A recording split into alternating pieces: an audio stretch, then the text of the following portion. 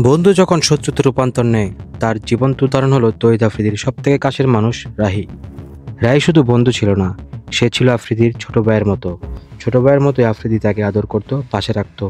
অথচ সেই ঘনিষ্ঠ মানুষই শেষ পর্যন্ত হয়ে যায় সবচেয়ে বড় বিশ্বাসঘাতক।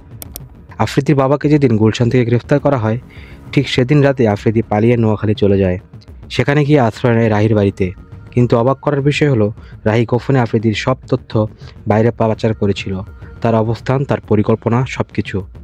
যখন আফ্রিদি বিষয়টি টের পায়, তখন আবার নোয়াখালী থেকে পালিয়ে বরিশালে চলে যায়।